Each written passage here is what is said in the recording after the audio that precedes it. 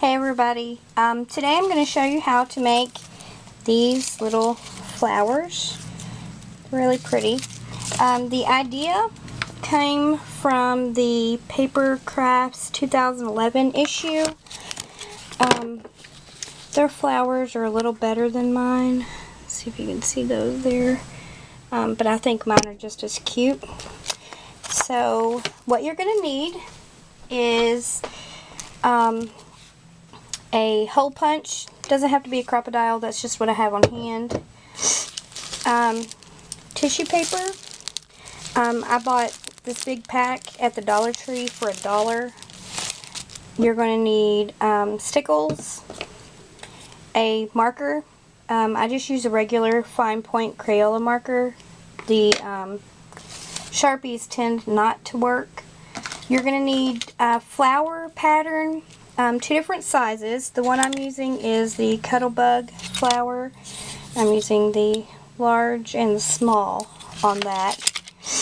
And then of course your cutting system, whatever you have. You're going to need some brads, whatever color you're wanting to match your whole thing, and I think that'll be it.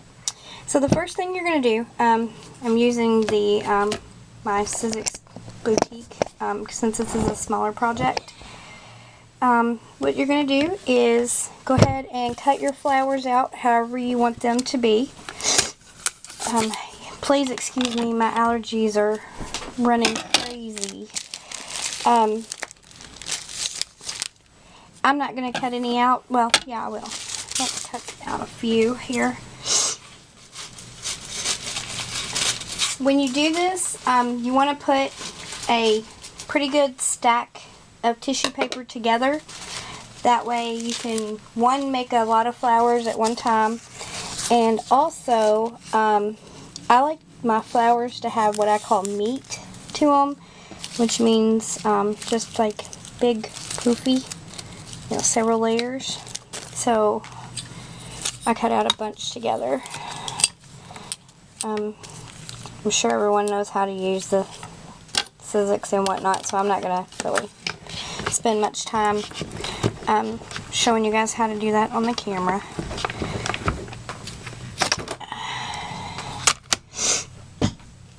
Okay. Once you have your flowers cut out,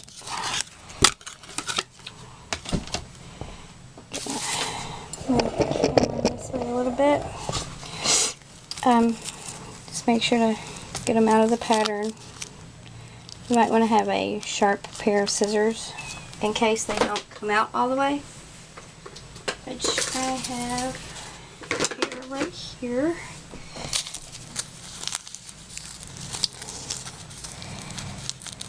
That way I don't rip them like I have a tendency to do.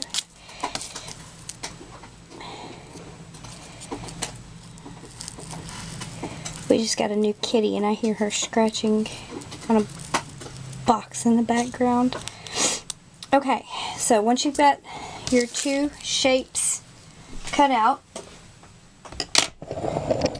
you're going to take your marker, leave all of your layers together, and you're just going to kind of outline the edges all the way around.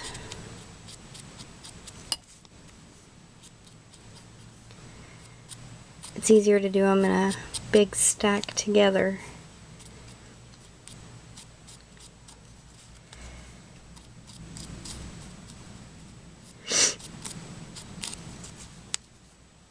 Okay, you get the point.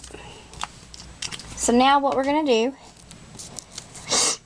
is, once we have those all edged, marked on the edges, you're going to take 2, one big one and one small one.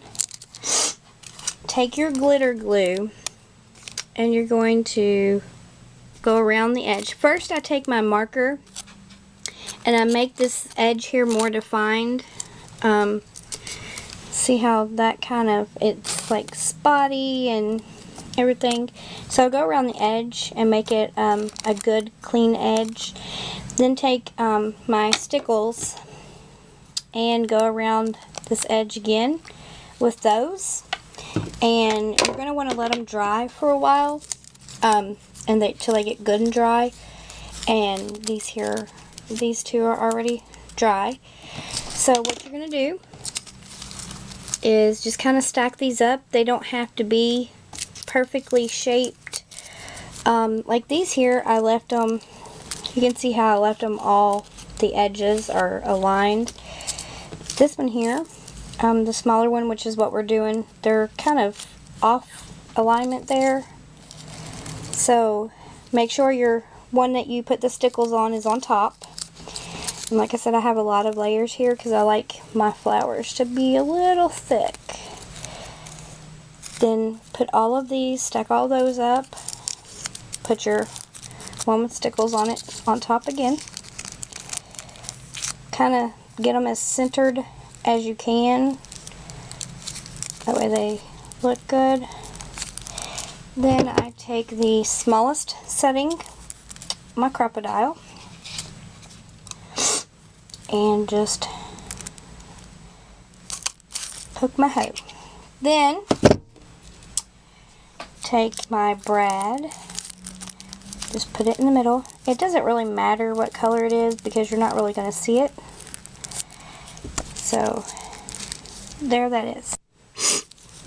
Okay, so once you have your brad in there and smushed down, you're just going to take these layers and crinkle them all up into a ball around that brad.